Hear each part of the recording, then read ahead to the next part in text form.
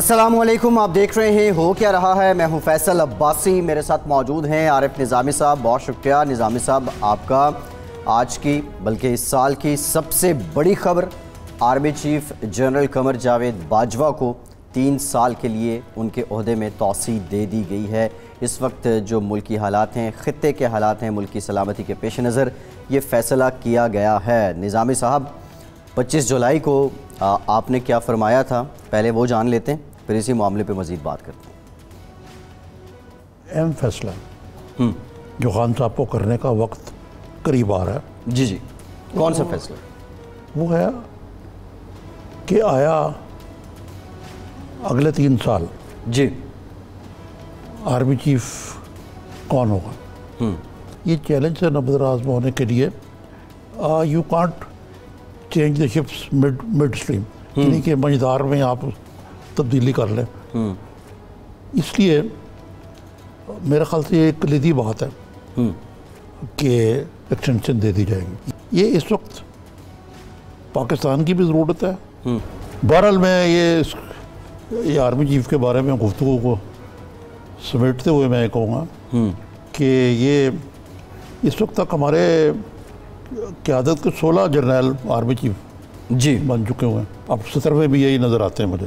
آپ کو یہ دوبارہ کہہ دوں کہ میری اطلاع یہ ہے جی مستند کہ جنرل قمر جاوید باجوہ 29 نومبر کے بعد بھی ہمارے آرمی چیف رہیں گے 3 سال کے لیے۔ ٹھیک ہے، ان کو 1 سال نہیں 3 سال کے لیے ایکسٹینشن دی جائے گی، ایکسٹینشن دی جائے گی، ایکسٹینشن دے دی گئی۔ نظامی صاحب، سورس آپ سے پوچھنا بطور جرنلسٹ میرا رائٹ نہیں ہے کہ میں آپ سے سورس پوچھوں، نہیں آپ کو پورا حق حاصل ہے، لیکن یہ مجھے پورا حق حاصل ہے کہ میں نہ بتاؤں۔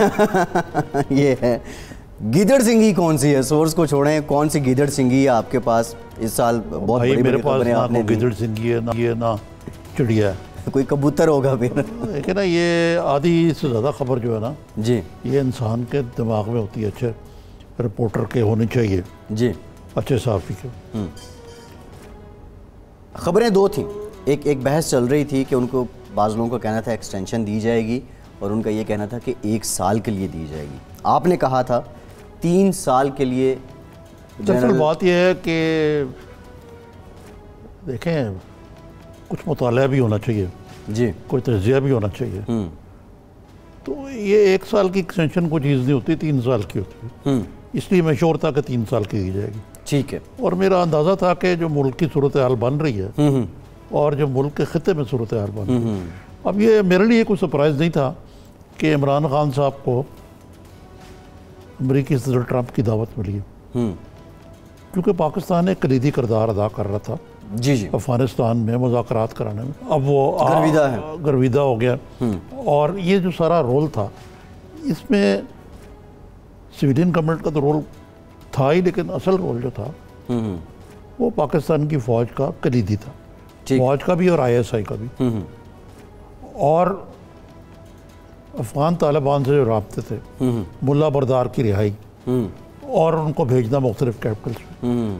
تو یہ جنرل قمر باجوہ جو ہے نا آؤٹ آف باکس تھنکنگ کرنے والے جرنیل ہیں۔ پہلے وہ جنرل کیانی جو تھے وہ ان کو بھی ایکسٹینشن ملی تھی، جی وہ گئے وہاں وائٹ ہاؤس، اور وہاں جا کے وہ ایک 14 صفحے کا پیپر اوباما کو پکڑایا جو انہیں پڑھے بغیر چل رہے۔ اس کا ایک جو آپریٹو کلاز یہ تھا آلریڈی بڑے اسٹریچڈ ہے، تو وہ ایک اسٹریٹجک پیراڈائم جو تھا نا پروسیجر ڈیپتھ والا اس پہ قائم تھے۔ لیکن باجوہ صاحب جو تھے ان کو یہ احساس ہو گیا ہوا ہے، ہو گیا تھا کہ یار یہ کشمیر کا جو معاملہ ہے، سوری جو افغانستان کا، اس کو حل کیے بغیر معاملات پاکستان کے آگے نہیں چلیں گے۔ تو اس لیے انہوں نے یہ انیشیٹو لیا اور اپنے آپ کو انہوں نے ناگزیر بنا لیا۔ ٹھیک ہے، یہ نہیں کہ انہوں نے بنا اس لیے کیا کہ ناگزیر بنو، لیکن وہ ناگزیر ہو گئے۔ اچھا، جو آج جو نوٹیفیکیشن سامنے آیا پرائم منسٹر آفس کی جانب سے، اس میں بھی یہ مینشن کیا گیا کہ اس وقت جو سلامتی کی صورتحال ہے اس کو پیش نظر رکھتے ہوئے یہ فیصلہ کیا گیا۔ آپ نے بھی یہی جواز، یہ بات جو ہے اپنے پروگرام میں کہی تھی، آپ پورا تو نہیں دکھا سکتے، جی بالکل، لیکن میں نے ایگزیکٹلی یہ بات کہی۔ اب یہ جب یہ ہم نے بات کی ہے تو ابھی کشمیر میں جو صورتحال ڈیولپ ہوئی ہے مودی کے اس وقت اس طرح نہیں ہوئی تھی. نہیں تھی. جینوسائڈ کی جو پالیسیاں ہیں 370 ختم کیا ہے یہ نہیں تھی چیز. لیکن ادراک تھا کہ کشمیر کی صورتحال جو ہے وہ بالکل دگرگوں ہوتی جا رہی. بارڈر پہ نازک ہے صورتحال, اور جس ڈسائزو انداز سے جی موجودہ فوجی قیادت نے پلوامہ کے کرائسس کے بعد انڈیا کی جارحیت کو دانت کھٹے کیے, وہ بھی ایک ایسی چیز تھی کہ جس کی وجہ سے یہ ضروری ہو گیا تھا کہ خان صاحب جو ہیں. لیکن سب سے بڑھ کے جو بات یہ ہے کہ یہ سال مطلب کم از کم مجھے جو پچھلے 10 سال ہیں خان صاحب سے آنے کے بعد کوئی بھی آرمی چیف اور سیاسی سربراہ ایک پیج پہ نہیں رہے. حتیٰ کہ میاں نواز شریف تو کبھی کسی آرمی چیف سے نہیں بنے. جی ایسا ہی ہے, اور سب سے زیادہ اپوائنٹ بھی انہوں نے کیا آرمی چیف, اور سب سے زیادہ بگڑی بھی ان کی. اور دلچسپ بات ہے کہ یوسف گیلانی صاحب سے جو پرائم منسٹر میں ان کا گیلانی صاحب, آپ بڑے گیلے کر رہے ہیں فوجی قیادت ہے, آپ نے تو جنرل کیانی کو ایکسٹینشن دی ہے, انہوں نے کہا دی نہیں, انہوں نے لے لی تھی. لیکن یہاں خان صاحب نے دی ہے کیونکہ اس وقت پرائم منسٹر صاحب کے یعنی جو سیاسی قیادت اور فوجی قیادت کے بڑے مثالی تال میل بہت اچھا ہے, تعلقات ہیں. اور وہ مثالی تعلقات یہ نہیں کہ خالی تعلقات کار تک, یعنی ایک پرسنل ریپور بھی بنا ہوا ہے. تو خان صاحب اس مرحلے پہ کیوں میڈشپ تبدیل کریں گے چیف جو ہیں, جبکہ ان کو آپشن تھی ایکسٹینشن دینے کی. بالکل ٹھیک ہے. لیکن اس کے کچھ بیرونی بھی اندرونی بھی مراکات ہیں. یہی میں آپ سے جاننا چاہ رہا تھا نظامی صاحب. افغان پیس پروسیس ہے, انڈیا پاکستان ایک طرح کا وار سینیریو ہے سم ہاؤ, کشمیر کا مسئلہ ہے, ٹیررزم ہے, فارن پالیسی ہے, سی پیک ہے, چائنا, امریکہ اور دیگر جو بڑی قوتیں ہیں, آپ کی نظر میں وہ بھی چاہتی تھیں کہ پاکستان کی گورنمنٹ اور پاکستان کی فوج کا یہ مومنٹم اس وقت برقرار رہے؟ دیکھیں نا, امریکہ نے تو آپ کو میسج دے دیا جب 21 گند کی ان کو پینٹاگون میں یہ غیر معمولی چیز تھی. جی سلوٹ دیا گیا, جو کہ شاید پرائم منسٹر زیادہ ان کو پروٹوکول ملا. تو وہ یہی واضح تھا کہ بھئی ہم اس شخص پر پوری طرح ہمیں ان کی کریڈیبلٹی پر اعتماد ہے. لیکن ایک اور چیز ہے, یہ تو وہ نا بیرونی باتیں کی. اندرونی طور پہ جنرل قمر باجوہ کا جو امپرنٹ ہے وہ بہت زیادہ اپنے پیش رو حضرات کے مقابلے میں. پبلک پرسیپشن کی آپ بات کریں؟ نہیں, میں دو چیزیں کر رہا ہوں. سب سے پہلے تو بات یہ لیں کہ جو جنرل رحیل شریف تھے انہوں نے بڑی ہی کیمپین چلائی ایک اپنے ڈی جی آئی ایس پر کی صورت میں, جن کا نام بھی غالباً تھا عاصم سلیم باجوہ, اور کہ جی وہ جنرل رحیل شریف ہم تمہارے ساتھ ہیں اور یوں اور یہ خدا کے لیے آ جاؤ, خدا کے آ جاؤ یہ وہ. باجوہ صاحب نے ایسا کوئی اسلام اپنا کوئی پرسنالٹی کلٹ نہیں بنایا. ٹھیک ہے نا, وہ جس جاب کے اوپر ہیں اسی پہ ہیں.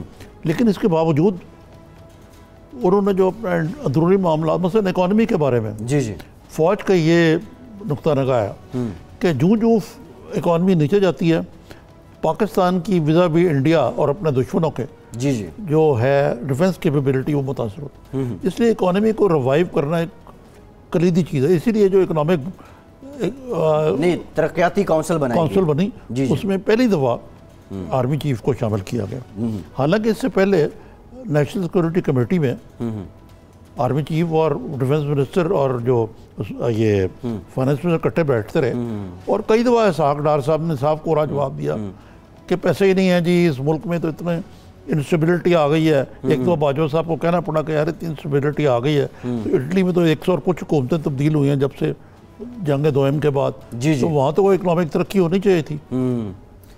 تو یہ ایک جو ڈومیسٹک امپرنٹ تھا. پھر جو اور جو معاملات ہیں ان میں بھی میرے خیال سے جو سیاسی معاملات ہیں ان میں بھی عمران خان صاحب کافی جنرل باجوہ کی گائیڈنس لیتے رہے.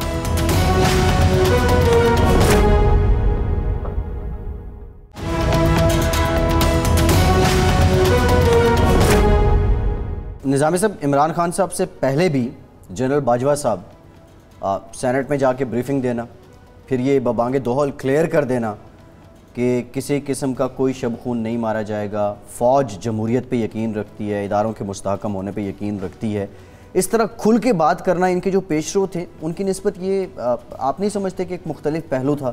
اس طرح اوپنلی بات نہیں کی جاتی؟ ہاں اوپنلی بات بھی کی انہوں نے. پھر دیکھے نا ان کے ریکارڈ میں یہ بھی شامل ہے جو رد الفساد.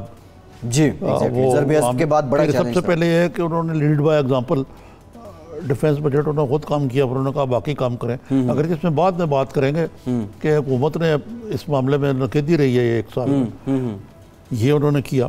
پھر انہوں نے یہ بھی اس تہمت پہ بھی سے بھی ہاتھ وہ پہ بھی ختم کر دی کہ جناب یہ باقیوں کا تو احتساب کرتے ہیں، اپنا تو کرتے نہیں. ایک لیفٹیننٹ جنرل کو کورٹ مارشل ہوا، بریگیڈیئر کو سزائے موت ہو گئی، بریگیڈیئر کو سزائے موت ہوئی. اور جو ہمارے اس سے پہلے ایک زمانے میں رہے ہیں ڈی جی آئی اسد درانی، جی انہوں نے کتاب لکھ ماری اس کے ساتھ مل کے، دولت جو کہ را چیف تھا، اس پہ بھی ان کو سزا دی گئی. جی بالکل ایسے ہے. اچھا احتساب بھی خود سے، ویسے یہ فوج کا تو ایک بیانیہ ہے شروع سے، یہ فوج کہتی ہے کہ ہمارا احتساب کا عمل چل رہا ہوتا ہے، لیکن ابھی جو ملک میں احتساب کی لہر تھی اس کو پیش نظر رکھتے ہوئے اس احتساب کو پبلک کیا گیا، عوام کو بتایا گیا.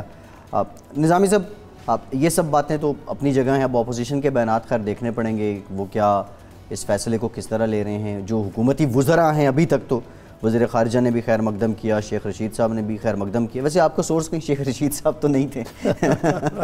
شیخ رشید کا لیول نہیں ہے یہ، جو میرا سورس. یہ خیر مقدمی، اب میسیجز بھی آ رہے ہیں. لیکن کویسچن باجوہ صاحب کے لیے جو اس وقت حالات اس خطے میں ڈیولپ ہو چکے ہیں، چیلنجز اور بڑھ جائیں گے آپ نہیں سمجھتے؟ یقیناً چیلنجز آئندہ آنے والے تو بہت کٹھن ہیں.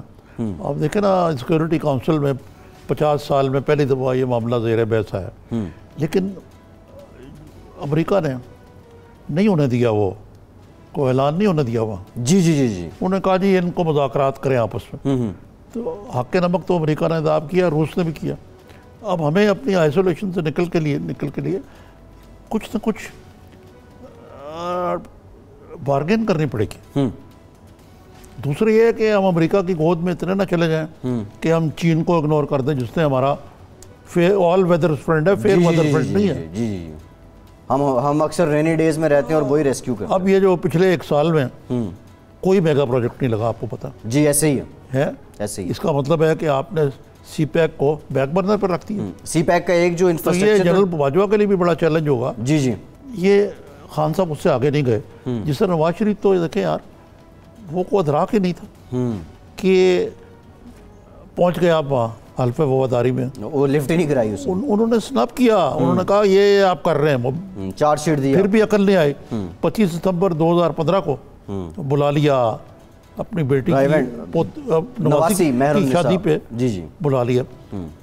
وہ جنرل جو تھے ہمارے راحیل شریف، ان کو تب پتہ لگا جب وہ چلے بھی گئے.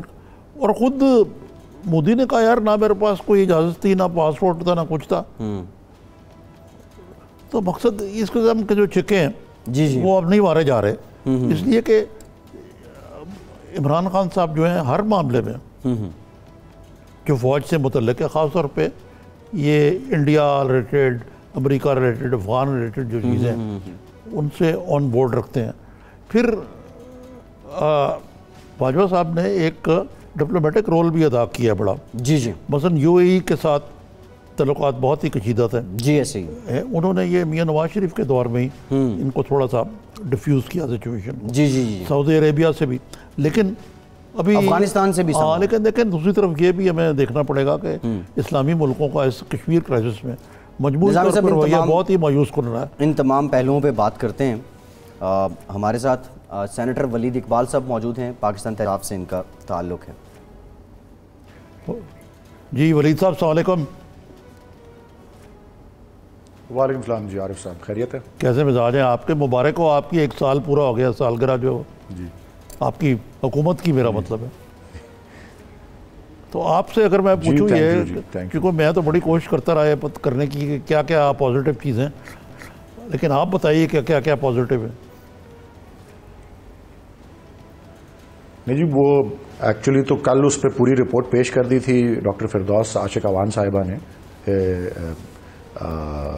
1 سال کی کارکردگی کی، جو ہماری خصوصی معاون ہیں برائے اطلاعات اور نشریات. اور اصل میں تو پرائم منسٹر نے خود خطاب کرنا تھا، لیکن وہ کشمیر والی صورتحال کی وجہ سے مناسب انہوں نے یہی سمجھا کہ وہ خود اس طرح سے نہ آ کے اپنی وہ کریں سیلیبریٹ یا اس طرح کی کوئی چیز، اس کو لو کی رکھا جائے.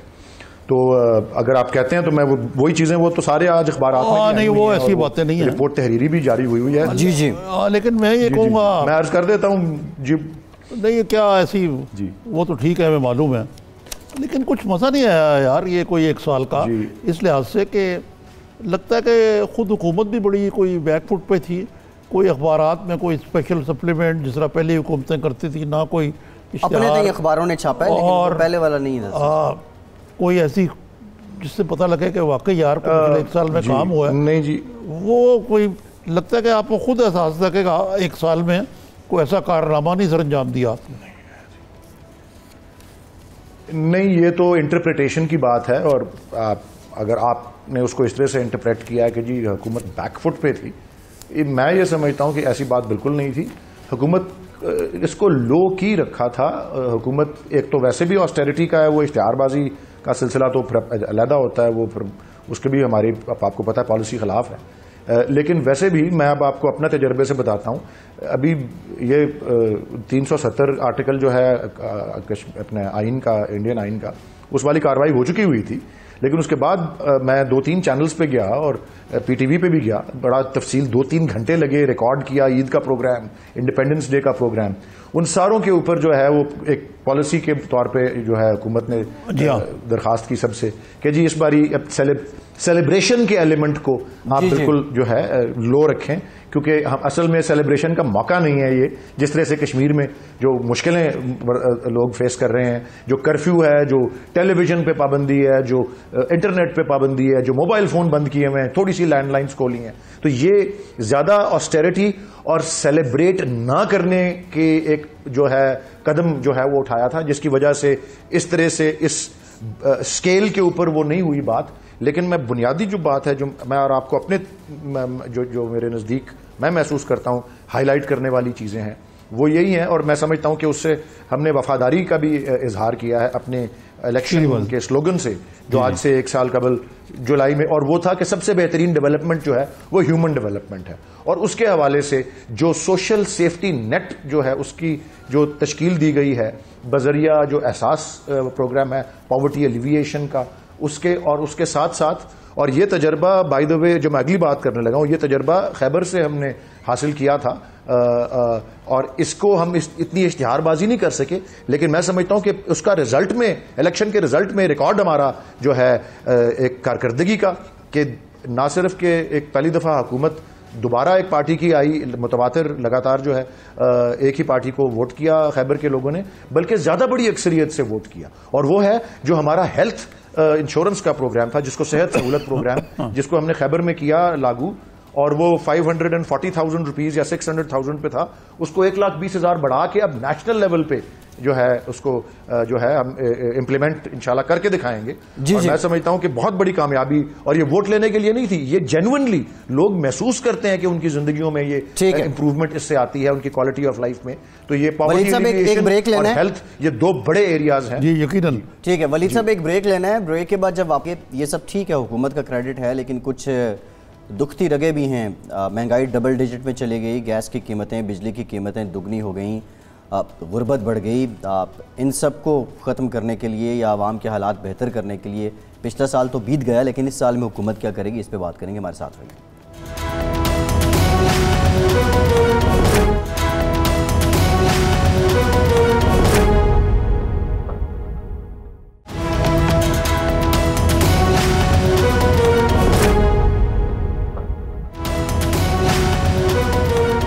بریک کے بعد ایک بار پھر سے آپ کو خوش آمدید کہیں گے. سینیٹر صاحب، بریک سے پہلے آپ کچھ بات کر رہے تھے جو کارنامے ہیں اس حکومت کے، لیکن میرے سامنے ایک فہرست ہے اور پچھلے سال اگست اور اس سال اگست کے کچھ تقابل ہیں. شارٹلی بتا دوں، ڈالر 123 روپے تھا، آج 160 ہے. پیٹرول 95 روپے 24 پیسے تھا، آج 117 روپے 83 پیسے. نہیں، جو ڈالر ہے یہ نہ صرف 160 ہے، it is the worst performing currency in the region. Devaluation, record devaluation region میں بھی اور پاکستان کی ہسٹری میں بھی. میں حیران رہ گیا جی جی کہ آج ایک اخبار میں لیٹر تو ایڈیٹر کسی کا چھپا ہوا ہے جی جی کہ وہ کہتے ہیں میں بنگلہ دیش گیا کافی سالوں کے بعد، کہتے ہیں میں حیران رہ گیا کہ وہاں پہ جو ٹکا ہے جی جی وہ 65 یا 70 روپے ہے. جی ایسے ہی ہے ٹھیک ہے، ڈالر کے مقابلے. اور کراچی کے مقابلے میں ڈھاکہ میں آپ کو کوئی گند کوئی پانی نظر نہیں آتا، اور سو اینڈ سو فور. تو مطلب ہے ان کو ہم یہ حال ہمارا ہے اور وہ حال ان کا ہے. بالکل. جی آپ جاری رکھیں. میں بالکل ولید صاحب سے یہ جاننا چاہ رہا تھا. ولید صاحب کچھ اور چیزیں ہیں، چپاتی 6 روپے کی تھی پچھلے سال، آج 8 روپے کی ہے. نان 10 روپے کا تھا، 12 کا ہے. چینی 55 کی تھی، آج 75 کی ہے. اسی طرح کرتے کرتے بہت سی چیزیں آ جاتی ہیں، اور بنیادی اشیاء ضروریاں ہیں جن میں بہت زیادہ اضافہ ہوا ہے، اور یہ سارا برڈن عوام پہ ہے. آپ کے کریڈٹ کو آپ جو اس وقت تسلی دے رہے ہیں، عوام اس کو کیسے ابزارو کرے؟ جو پیٹرول کے بارے میں ولید صاحد، وہ میں یہ کہنا چاہتا تھا ان کی بات میں اضافہ کہ دنیا بھر میں تیل کی قیمتیں کم ہو رہی ہیں. جی جی. اور اس حد تک کم ہو رہی ہیں کہ اس سال پورے ہی کم بتائی گئی. $65 فی بیرل جو ہے وہ ایوریج رکھا گیا ہے. اور ہم نے پیٹرول کی قیمتوں کو آسمان سے بات لگا دیا. جی اب یہ سوالات کا وہ جو ہے تسلسل اب وہ پورا ہو گیا جی، تو میں اب جواب ہاں پوری چار سب سے آخری والے کو پک اپ کرتا ہوں اینڈ میں. جی اچھا جی دیکھیں، یہ آخری جو سوال ہے اس کو میں پہلے ٹیک اپ کرتا ہوں. جی دنیا بھر میں تو قیمت گر رہی ہے پیٹرول کی یا جو آئل ہے اس کی، لیکن یہ جو ریفلیکٹ ہو رہا ہے ہماری. ولید صاحب آپ کنٹینیو کریں، سینیٹر جاوید عباسی صاحب نے بھی جوائن کیا. عباسی صاحب شکریہ آپ کا، آپ سے بھی بات کریں گے، ہمارے ساتھ رہیے. جی جی ولید صاحب.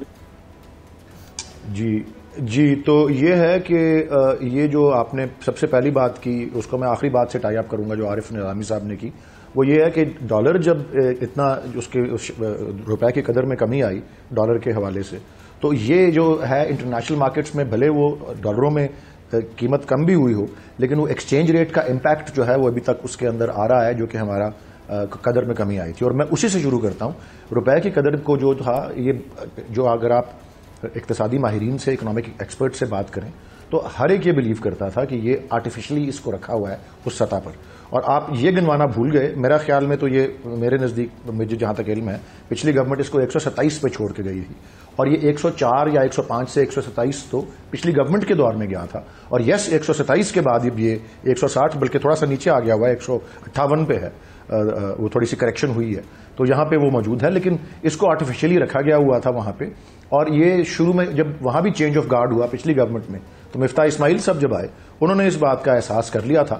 ہمارے اس وقت میں پھر یہ ہے کہ اس کو ریئلسٹک اور اس کی جو صحیح مقام ہے دنیا کی کرنسیز میں اب جس طرح وہ ہے، اور جو ہمارا اس وقت پوزیشن ہے بیرونی قرضوں کے حوالے سے جتنا بڑا بوجھ ہے، یہ سارے اقدام، اس کے علاوہ جو اور یوٹیلیٹیز کی پرائسز ہیں، آپ دیکھ رہے ہیں کہ ایک کارکردگی میں ایک جو بات کی گئی، گردشی قرضے جو ہیں، سرکولر ڈیٹ، اس میں انرجی منسٹری کمی لا سکی ہے. یہ میجرز ہیں. ہم نے اپنے آپ کو بڑا پیمپر کیا ہوا اتنے ساری ڈیکیڈز کے اوپر، گیس کی پرائسز سے، الیکٹریسٹی کی پرائسز کے حوالے سے.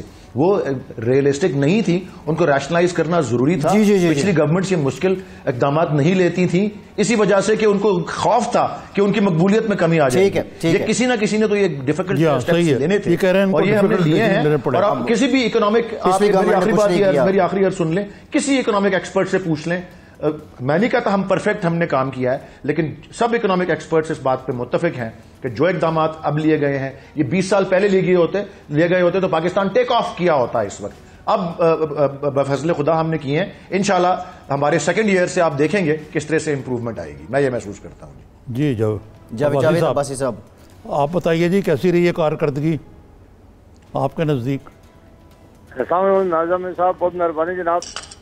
نظامی صاحب اس کی تو ہر چلنے والی شہری سے آپ پوچھیں، کسی بزنس مین سے پوچھیں، کسی تاجر سے پوچھیں، کسی اور آدمی سے پوچھیں، پاکستان کے طول عرض میں جو رہتے ہیں وہ سارے چلا رہے ہیں، بلبلا رہے ہیں. سب سے مسئلہ جو بڑا مسئلہ ہے، اکانومی تو انہوں نے ڈبو دی ہے. قیمتیں آج کہاں پہنچ گئی ہیں، ڈالر کہاں چلا گیا ہے، مہنگائی کا طوفان کھڑا ہے. اور سب سے بڑا بڑھ کر جو انہوں نے اپنے مینیفیسٹو میں وعدے کیے تھے، پہلے عمران خان صاحب نے کہا کہ میں 90 ڈیز میں چیزیں ٹھیک کروں گا، پھر انہوں نے کہا 3 مہینے میں. اب 1 سال کے بعد ابھی تک جناب جو بہت بڑا مجھے اس بات پر بہت سخت تشویش ہے کہ ابھی تک اس حکومت کی کوئی ڈائریکشن نظر نہیں آ رہی ہے. ابھی تک ہمیں پتہ نہیں ہے کہ یہ کریں گے کیا. ایک دن یہ ایک بات کرتے ہیں، وہ دوسرے دن بالکل ایک مختلف نیا ایک شوشہ پاکستان میں ایسا کھڑا ہو جاتا ہے، ساری طرف چلی جاتی ہے اور اصل ایشو سے وہ پیچھے رہ جاتے ہیں۔ ان سے کوئی پوچھے کہ آپ نے کہا تھا کہ ہم اتنے زیادہ مکان بنائیں گے، آپ وہ مکان کہاں ہیں ابھی شروع کیے؟ آپ نے کہا تھا 50 لاکھ لوگ نوکریاں لیں گے، وہ نوکریاں کہاں ہیں؟ آج اتنی بڑی بے روزگاری ہو گئی ہے پاکستان کے اندر۔ نظامی صاحب ان کی پاکستان کی تاریخ میں شاید کہ کوئی سیاسی جماعت اس کے پیچھے نہیں تھی، اس ملک کے تاجروں نے اسٹرائک کیا، ان سے ملک کے تاجر باہر نکلے اور وہ تاجروں نے سب سے زیادہ حمایتی تھے پی ٹی آئی کی حکومت کے، انہوں نے پی ٹی آئی کے لیے پیسے بھی دیے تھے، ووٹیں بھی دی تھی، سب سے زیادہ کھڑے ہوئے۔ آج وہ سب سے زیادہ پریشان ہے۔ پاکستان میں کوئی بزنس نہیں ہے، کوئی انڈسٹری سے سوچ نہیں ہے، کوئی انڈسٹری نہیں چل رہی، اور جب ان سے سوال پوچھتے ہیں یہ دو جواب دیتے ہیں۔ جی ایک یہ کہتے ہیں کہ یہ پرانی حکومتوں کی وجہ سے ہو گیا ہے، یہ پرانی حکومتیں کر گئی ہیں، اس کے سارے جو افراد پرانی حکومتیں، اور نہیں یہ کہتے ہیں کہ ہمیں 5 سال کا دیں۔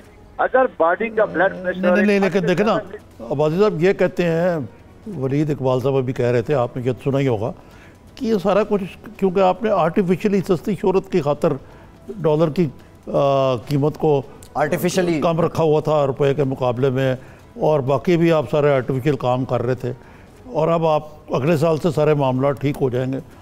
اس پہ آپ کی کیا رائے ہے؟ کیوں آپ نے اگر آپ ایسا نہ کرتے تو آج بہتر ہوتے حالات؟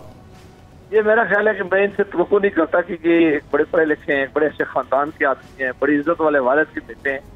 ان کو اس بات پہ دوسرے جو لوگ ان کو سمجھا رہے ہیں، ان کو ذرا اس طرح سوچنا چاہیے کہ جہاں ہم قیمتیں چھوڑ کے گئے تھے، جہاں وہ چور و ڈاکوؤں کی حکومت جس کو یہ ہر وقت کہتے ہیں، جہاں ہم پرائسز چھوڑ کے گئے تھے دوائیوں کی، بجلی کی، گیس کی، باقی روزمرہ کی، اس کو تو یہ کم از کم وہاں تو یہ رہنے دیتے ہیں نا، وہاں تو یہ کنٹرول رکھتے ہیں۔ ڈالر اگر ہم نے 122 کا کہہ رہے تھے، اگر ہم نے 122 تک تھا تو کچھ ٹھیک ہو گیا مرکزی مطابق، یہ کہاں لے کے گئے؟ اصل مسئلہ کیا ہے جناب نظامی صاحب؟ مسئلہ یہ ہے کہ یہ پی ٹی آئی کی کوئی ٹیم نہیں ہے۔ انہوں نے اسد عمر کو بہت زیادہ برینڈ کیا تھا، عمران خان صاحب بار بار کہہ رہے تھے کہ میرے پاس بہت اچھی معاشی ٹیم ہے۔ جس دن اسد عمر کو انہوں نے نکالا ہے، جس دن اس کو فائر کیا، اسی دن انہوں نے کہا تھا کہ یہ اکانومی ٹھیک نہیں کر سکتا، اس لیے اسد عمر کو انہوں نے چینج کیا، جس کا مطلب ہے کہ انہوں نے نالائکی مانی تھی کہ میری ٹھیک ہے۔ عباسی صاحب آپ سے گفتگو کرتے ہیں۔ ولید اقبال صاحب، یہ وہی پرانی باتیں جو پچھلے 1.5 سال سے ٹاک شوز میں ہو رہی ہیں۔ ایک ریالٹی یہ بھی ہے کہ یہ اعداد و شمار، یہ پڑھی لکھی باتیں، ان سے پاکستان کے جو اکثریت ہے عوام کی، غریب عوام، وہ ان باتوں کو نہیں سمجھتے۔ شارٹلی بتا دیں ٹائم کتنا چاہیے، ثمرات حکومتی اقدامات کے عوام تک کتنے عرصے میں پہنچنا شروع ہو جائیں گے؟ دیکھیں جی، اس کے اوپر جو ہے اگین کل خصوصی معاون صاحبہ نے بھی اس بات کو کیا تھا کہ یہ جو ہمارا سیکنڈ ایئر ہے، اس کے دوران یہ سلسلہ جو ہے، اور پرائم منسٹر پہلے بھی کہہ چکے ہیں کہ یہ جو تقریباً 6 ماہ پہلے انہوں نے یہی پریڈکٹ کیا تھا اور ایکسپیکٹ بھی کر رہے ہیں کہ اگلے 1 ایئر کے اندر، سو میں 6 months to 1 year کا ہورائزن اس میں دیکھ رہا ہوں۔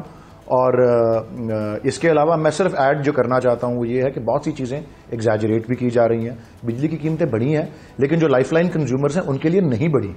گیس کی قیمتیں بڑھی ہیں لیکن 60 سے 65% جو ہیں افراد جو ایک خاص لیول سے نیچے ہوتے ہیں ان کے لیے نہیں بڑھی ہیں، تو ان کی زندگی میں کوئی فرق نہیں پڑا۔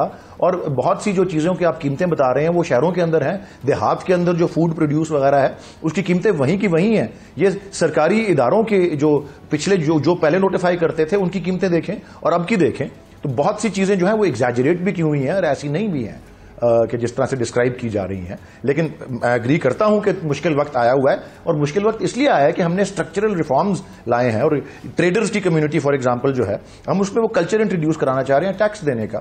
میں ایک ایگزامپل کے طور پہ بتا رہا ہوں، اس طرح کے اسٹرکچرل ریفارمز علاوہ سوشل سیفٹی نیٹ اور چیزوں کے، ہم ان چیزوں کے اوپر فوکس کر رہے ہیں بجائے کہ ایسی قسم کی چیزوں پہ جس پہ عارف نظامی صاحب نے کہا تھا کہ مزہ نہیں آیا، کوئی اخبارات میں سپلیمنٹس نہیں نکلے، کوئی اشتہار بازی والی چیزیں نہیں، بٹ ایکچوئل چیزیں جو واقعی حقیقی طور پہ لوگوں کی زندگیوں میں تبدیلی اور ترقی لے کے آتے ہیں۔ تو ولید صاحب ایک بات مجھے بتائیں کہ یہ سارا کچھ تو آپ نے کیا، لیکن اس کو کرنے کے لیے اپوزیشن کو اور میڈیا کو دیوار سے لگانا ضروری تھا کیا؟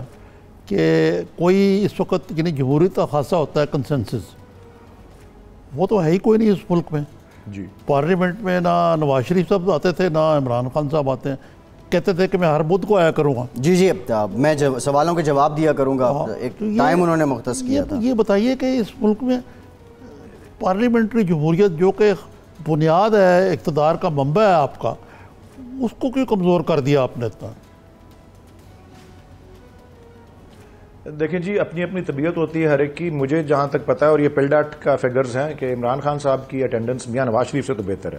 شاید وہ خاقان عباسی صاحب کی تھوڑی سی اس سے بہتر تھی اور میرا خیال یوسف رضا گیلانی صاحب کی سب سے بہتر رہی ہے.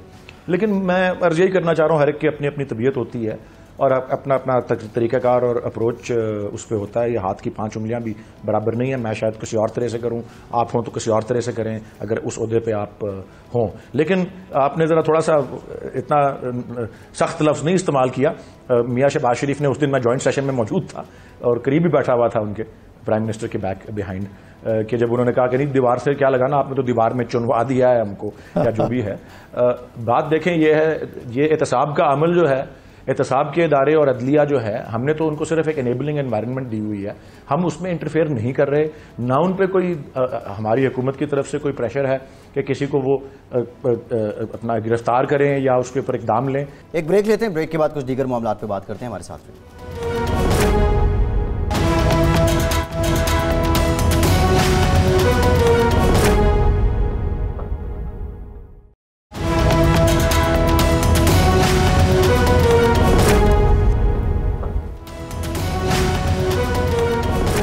بریک کے بعد ایک بار پھر سے آپ کو خوش آمدید کہیں گے. نظامی صاحب, 18 اگست کو 1 سال مکمل ہوا عمران خان صاحب کی گورنمنٹ کا. پچھلی حکومتیں جو اس سے پہلے آتی رہیں جب وہ سال مکمل کرتی تھیں, اس سال کے مکمل ہونے میں اور عمران خان کی حکومت کا سال مکمل ہونے میں آپ کو کتنا فرق نظر آیا؟ کیا یہ نیا پاکستان ہے, تبدیلی آپ کو نظر نہیں آئی؟ بہت سی چیزیں دیکھیں یار, سب سے بڑی بات یہ ہے کہ خان صاحب کی حکومت پہلی والی حکومتوں سے تو ہٹ کر ہے نا, یہ تو ماننا پڑے گا. جی جی, چاہے مثبت یا منفی انداز سے. مثبت طور پہ یہ کہ خان صاحب خود تو اگرچہ ان کے ارد گرد جیسے کہ اپوزیشن کہتی ہے ایسے لوگوں کا ٹولہ جو اپرچونسٹ ہیں, جو پہلے بھی حکومتوں کے ساتھ تھے, ان کے ساتھ ہیں جی جی, اور اتنے کوئی پوتر بھی نہیں ہیں, ان کے بارے میں نیب کا رویہ اور ہے, حکومتی جو اپوزیشن میں اور ہے, اس کو الگ رکھے. لیکن خان صاحب خود ایک کلین آدمی ہے, مسٹر کلین ہے خود. اس حد تک تو ان کو آپ کریڈٹ دینا. خارجہ پالیسی میں میاں نواز شریف سرتاج عزیز اور طارق فاطمی کو لڑاتے رہتے تھے, وہ قلمدان اپنے پاس رکھا ہوتا, بیڑا غرق ہوا ہوتا. جی, اب پاکستان کا کوئی ریلیونس بن گئی ہے امریکہ کے ساتھ,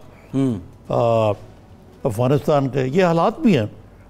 جس طرح جب ضیاء الحق آیا تو افغانستان میں روسی الغار ہو گئی. جی جی جی, جب مشرف آیا تو 9/11 ہو گیا, اس نے ڈالر انٹے. اب خان صاحب کے لیے بھی ایک ونڈو آف اپرچونٹی, لیکن پازیٹیو تو ہے نا, ان کو اس کا کریڈٹ جاتا ہے. سیکورٹی کاؤنسل میں آ گیا, اس کا کریڈٹ جاتا ہے. بالکل ٹھیک ہے, یہ تو مثبت چیزیں ہیں. ٹھیک ہے جی. انہوں نے یہ بھی کیا کہ جو انہوں نے لوگوں کو ٹیکس نیٹ میں لانے کی کوشش کی ہے اور ٹیکس نیٹ کو بڑھایا ہے, یہ میکرو قسم کے اقدامات بہت پہلے ہونے چاہیے تھے لیکن نہیں ہو رہے تھے. جی بالکل ایسے. دیکھیں نا ہمارا ٹیکس ٹو GDP روڈ کی ریشیو بڑھائی, شرمناک حد تک کم. لیکن یہ تو پازیٹیو چیزیں ہیں جو انگلیوں پر گنی جا سکتی ہیں. نظامی صاحب, لیکن جو آپ نے ابھی ولید اقبال صاحب سے سوال پوچھا کہ بھئی عام آدمی کا تو برکت نکل گیا. میں آپ سے یہی سوال پوچھنا چاہ رہا تھا. یہ بہت بڑا اقدام ہے, اس کے دور رس نتائج آئیں گے. جو ٹیکس پالیسی ہے, FPR کو کسی ڈگر لگایا ہے, لیکن مجھے نہیں لگتا لیکن 5,555 بلین روپے اور پچھلے سال کا ملا کے یہ پورا کر سکیں گے ٹارگٹ. چلیں وہ تو ایک الگ بحث ہے, یہ الگ بحث ہے. لیکن سوال میرا یہ ہے کہ یہ بہت اچھا اقدام ہے, کیا کوئی اس سے بہتر طریقہ بھی ہو سکتا تھا کہ عوام پہ اتنا پریشر نہ آتا جتنا آ چکے ہیں؟ لیکن ہوا یہ ہے, میں آپ کو مختصر بات کروں گا کہ آپ اسد عمر کو پہلے لے آئے, کہا جی میرا بلو آئیڈ بوائے ہے, اور یہ کہتے ہیں IMF کے پاس جانے کی ضرورت نہیں. جی جی, 6 مہینے آپ ٹامکٹویاں مارتے رہے کہ جانا ہے نہیں جانا.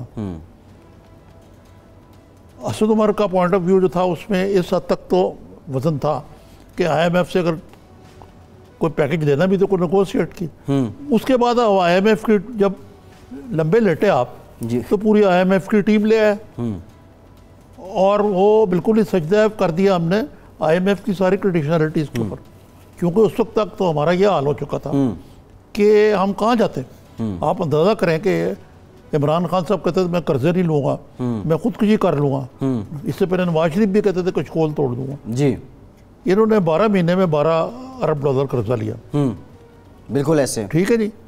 پھر انہوں نے کون سی اکانومی کے اندر مثلا کہا کہ جی وزیر اعظم ہاؤس میں یونیورسٹیاں بنا دیں گے, وزیر اعظم کے گورنر ہاؤسز جو ہیں ان کو کھول دیا جائے گا, اخراجات کم کر دیں گے, آسٹیرٹی ہوگی. آسٹیرٹی خاک ہوئی ہے. یعنی اس سال وزیر اعظم ہاؤس کے اخراجات کم ہونے کی بجائے پچھلے سال کے مقابلے میں بڑھ گئے. اسی طرح گورنر ہاؤس میں گورنر سرور صاحب بیٹھے ہیں, پنجاب میں اسی طرح باقی جگہ بھی یہی ہے. جی جی جی جی. وزیر اعظم ہاؤس میں شادیاں ہو رہی ہیں, صدر میں تصویری نمائش ہو رہی ہے, تصویریں نمائش ہو رہی ہیں. جی جی. تو مجھے بتائیے کہ یہ کیا, آپ پھر آپ آگے آ جائیں. آپ انہوں نے کہا میں بیرونی ممالک نہیں جاؤں گا دوروں پر, اور اگر گیا بھی تو بزنس کلاس پہ ٹریول کروں گا, کلب کلاس پہ. اب وہ جا رہے ہیں, جو خصوصی جہاز بھی جا رہے ہیں. لیکن یہ امریکہ والا دورہ جو ہے, امریکہ والا تو لانگ حال ہے نا. جی جی. اس میں ایک ممکن نہیں تھا. جی جی. یہ اگرچہ پازیٹیو چیز تھی کہ وہ پی آئی اے کا جہاز جو ہے لے کے نہیں چلے گا, جس سے عام مسافروں کو تکلیف ہوتی. تو یہ چیزیں ایسی ہیں جن کو ہم نظر انداز نہیں کر سکتے. پھر یہ ہے کہ آپ نے اتنی, یہ تو ٹھیک ہے, ولید اقبال صاحب نے کہا کہ جی پیٹرول مہنگا اس لیے ہو گیا کہ ڈالر مہنگا ہو گیا, روپیہ سستا ہو گیا اور ڈالر مہنگا. جی جی جی. ٹھیک ہے نا جی, یہ تو بات مان لی. وہ بھائی لیکن اگر آپ کی کرنسی اتنی زیادہ ڈی ویلیو ہوئی تھی, ابھی میں آپ کو بتا رہا تھا کہ بنگلہ دیش کی کرنسی ہم سے دگنی ہے. جی جی بالکل ایسے ہیں. اس کی کیا وجہ ہے اس کے باوجود کہ ہماری ایکسپورٹس نہیں بڑھ سکتی؟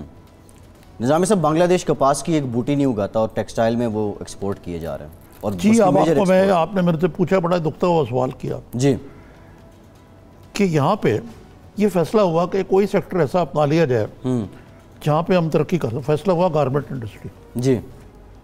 اس فیصلے کو تقریباً 3.5 مہینے ہو گئے. جی. وہ وزیر اعظم ہاؤس یا سیکریٹریٹ یا جو متعلقہ ادارے ہیں ان کی فائلوں سے باہر نہیں نکل سکا. جی. تو اگر آپ دیکھیں کہ پاکستان کی جب کو آپ نے کوئی انڈسٹری نہیں لگائی, سب سے بڑی جو ناکامی ہے حکومت کی یہ ہے کہ جو صنعت کا اور تجارت کا پہیہ ہے وہ منجمد ابھی تک نہیں چل سکا. وہ نہیں ہوگا تو کیسے اکانومی چلے گی؟ نظامی صاحب, آپ کی سب سے زیادہ جو مزدور طبقہ ہے وہ زراعت سے وابستہ ہے. کسانوں کے لیے ایک سال میں کیا ہوا؟ کسانوں کے لیے سبسڈیز تو ان کی برقرار ہے. میرا نہیں خیال کہ کوئی ان کو اوپر ایسا کوئی افتاد گری ہے, نہ ان پہ کوئی ایگریکلچر پر ٹیکس لگایا گیا. جہانگیر ترین صاحب ریفارم لانا چاہ رہے تھے کسانوں کے لیے, لیکن ان کے اپنے ہی کچھ دوست ان کے نشیمن پہ بجلیاں گرا رہے تھے. یہ جو اب حکومت کے اندر, یہ تو دیکھیں نا, یہ بڑی بدقسمتی ہے.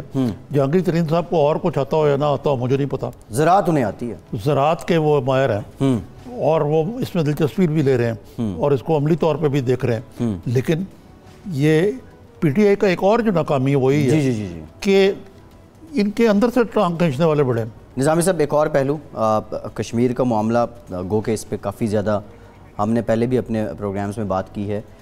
شاہ محمود قریشی صاحب نے بڑی لمبی چوڑی پریس کانفرنس کی, لیکن ایک خاتون جو ملیحہ لودھی صاحبہ ہیں ان کی کاوشیں, ان کو یہ ہے نا, آپ یہاں بیٹھے کریڈٹ لے رہے ہیں, جو بیچاری نے وہاں جان لڑا دی اس کا آپ نام تک نہیں لیتے, آپ ساری دنیا کی تعریف کر رہے ہیں. جی جی بالکل ایسے ہیں. اچھا, ایک کامیابی جو ہے خان صاحب کی وہ یہ ہے جو کہ میں نے ذکر کیا ہے, وہ یہ ہے کہ ان کو ایک بات سمجھ میں آ گئی. جی جی. کہ فوج اور سیاسی حکومت کی عادت جب تک ایک پیج میں نہ ہو گاڑی آگے نہیں چل سکتی. بالکل ٹھیک. اور یہ بہت ان کی کامیابی ہے, اور جس کی ایک مظہر یہ بھی جو آج آرمی چیف کو ایکسٹینشن دی ہے بالکل ٹھیک کہ وہ ایک پیج پہ. بالکل ٹھیک ہے. نظام صاحب, پروگرام کا وقت ختم ہو گیا, بہت شکریہ آپ کا. آج کے پروگرام فیصل عباسی کو اجازت دیجیے.